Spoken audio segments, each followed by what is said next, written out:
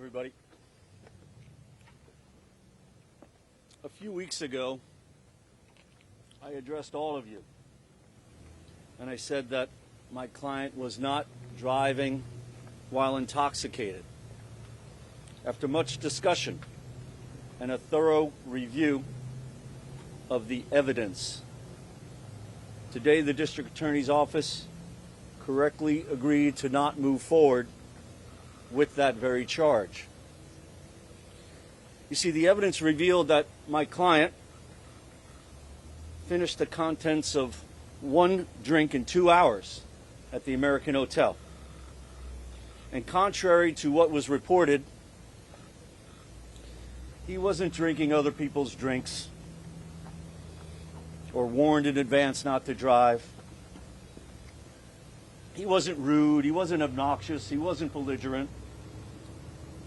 In fact, he was polite, and he was cooperative, and he was respectful during his entire encounter with law enforcement, as they were to him. His plea today to the reduced and amended non-criminal charge, this traffic violation, is consistent with these facts and full acceptance of responsibility for them.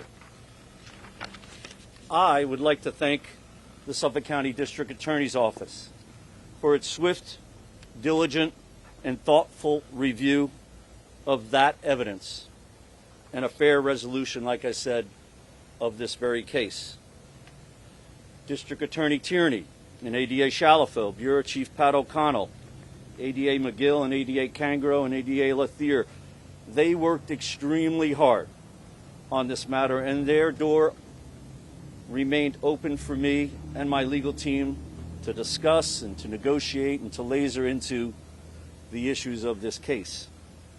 My legal team, my co-counsel David Smith, E.J. Burke, my paralegal Kelly Fahey behind me, my interns Brendan and Charlie, who aren't here, allowed me to walk into those doors of the District Attorney's Office to be fully prepared.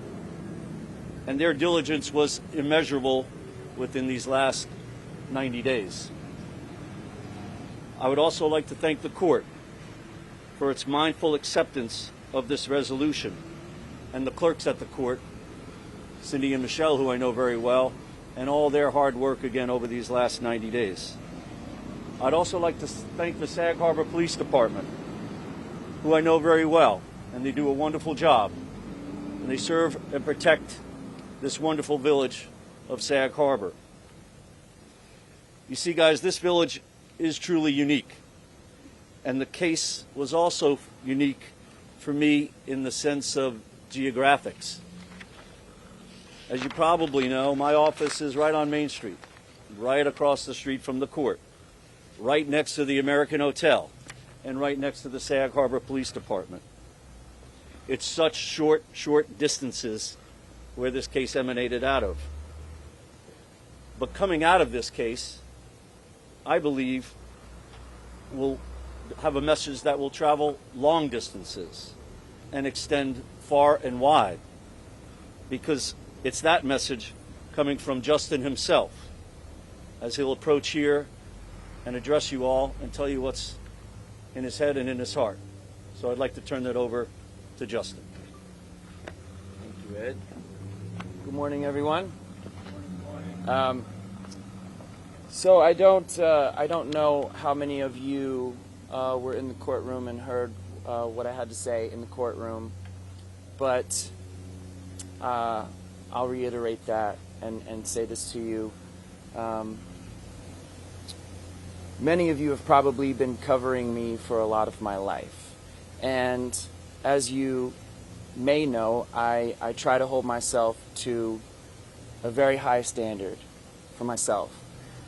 And this was not that. This was not that. I found myself in a position where I could have made a different decision. But I've had some time to reflect on that. And I also understand by, the fact that all of you are here, that I have a platform you have a platform. We share that platform. And so what I'd like to say to everyone watching and listening, even if you've had one drink, don't get behind the wheel of a car. There's so many alternatives. Call a friend.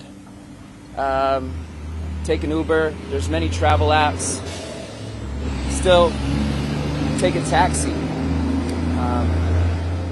This is a mistake that I made, but I'm hoping that whoever's watching and listening right now can learn from this mistake. I know that I certainly have. And like I said, even one drink, don't get behind the wheel of a car. I also said this in the courtroom before, but I grew up in a small town, so I can appreciate and understand the strain or unique nature that this must have been on the people of Sag Harbor. But I just want to say to everyone who's been involved, from everyone in the courtroom to everyone outside, including the police department, that I'm very grateful, and I thank them. And I guess in closing, I'd like to say you can all be more safe out there.